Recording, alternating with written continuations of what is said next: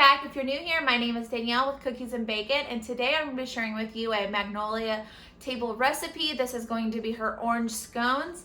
I don't typically make or eat scones a whole lot, but I wanted to try this recipe out, and it is phenomenal, and I wanted to share it with everyone here.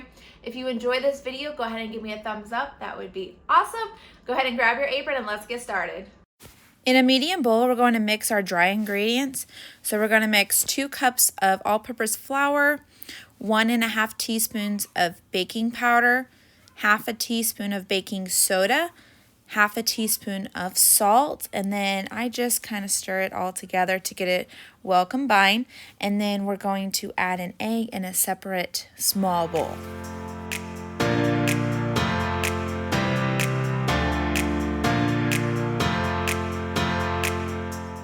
So I have my small bowl, and I'm just going to whisk my 1 egg together to get it mixed through, and then I'm going to add in the sour cream in just a minute.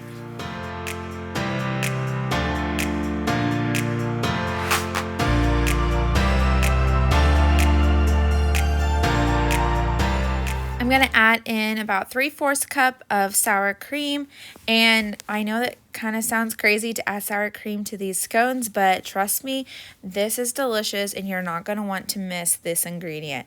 So you're just going to stir it together and get it well combined.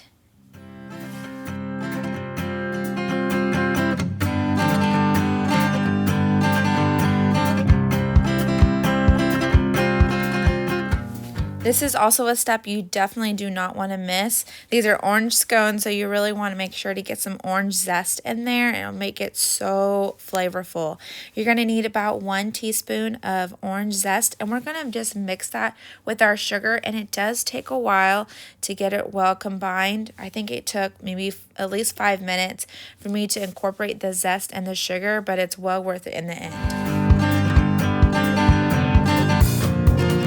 In another small bowl, yes, you have to use quite a bit of different bowls in this recipe, but it's well worth it in the end. Just stick with me. So in a small bowl, you're going to put in 1/2 cup of sugar, of granulated sugar, and then you're going to put in that 1 teaspoon of orange zest, and you're really going to just use the back of that spoon to incorporate the zest and the sugar, just to make sure it's all well combined, and you'll be able to smell it really, really soon when it's ready.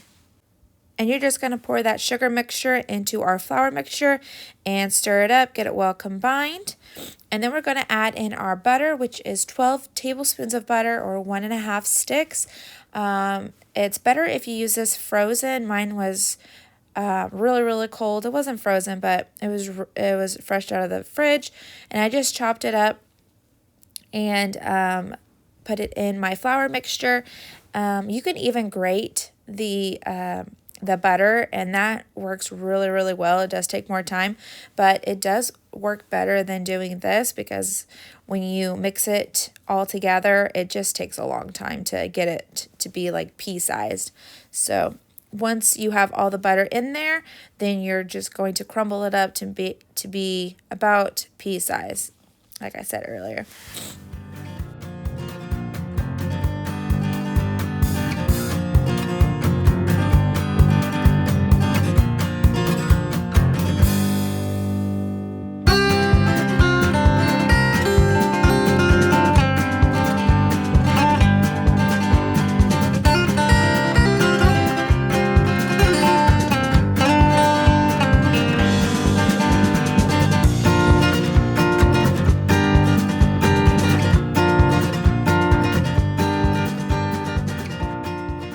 Now that the butter is well incorporated, we're going to add that sour cream mixture. I'm telling you, I just thought the sour cream was just so weird to be adding to a type of pastry, but it was amazing. I'm telling you, you have to trust me on this. So go ahead and mix up that sour cream mixture. Make sure it's all well combined. And then we're going to roll out our scones. I did have to add quite a bit more flour just to make it workable. So you may have to do that, you may not. It kind of just depends on the flour that you use and where you're located, if your region is humid or not. It really just depends on a whole bunch of reasons, really. But I did have to add quite a bit more flour, and then I rolled it out, and then you're just going to make 6 scones out of this batter. I only used half of my batter at this point, and then I'm going to use the other half that you'll see later. So you're going to end up with 12 scones in total, but I just rolled out half at a time. For the thickness, you'll want about 1 to 1.5 inches. I think my scones came out about right. I probably could have gone a little bit thicker than what you see here, but they did come out pretty thick, so I was pretty happy with the consistency. And then I'm just cutting in little triangles, making 6 scones here.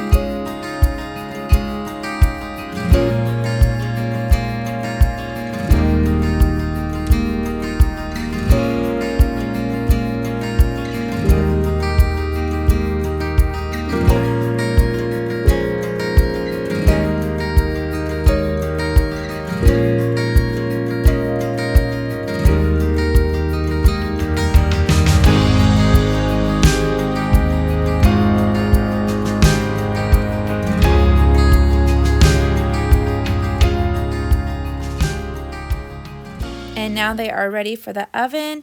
I put them in the oven at 400 for between 13 to 15 minutes, just until it was lightly brown on top. And they did come out perfect, so I'm pretty happy about that. While those scones are cooking, I'm going to get started on my orange glaze.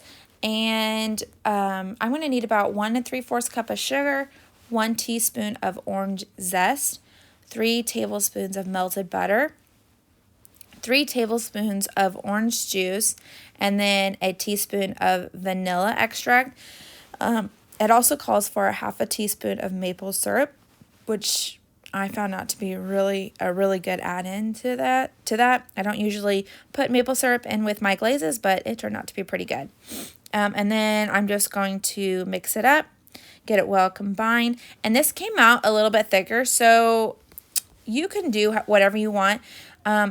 I would think that for scones, it would be like a little bit thinner, but the thick one turned out really well as well. It just depends on whatever you want, but just letting you know that it does come out kind of thick. And here I'm just topping my scones with my glaze that I just made, and these turned out to be so delicious. My husband, he had an addiction problem with these, I'm telling you. They were gone within 24 hours, all 12 of these.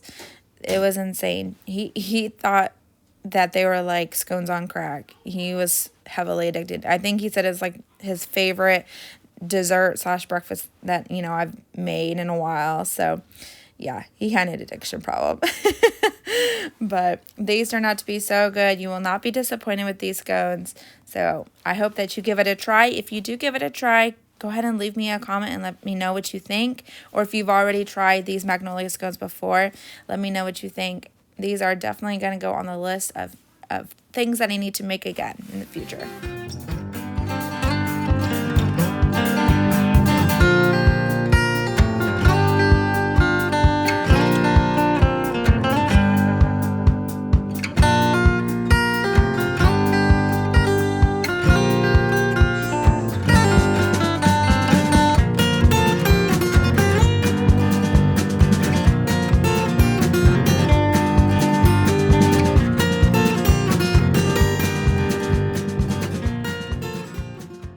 Thanks so much for watching, and subscribe so you don't miss the next video.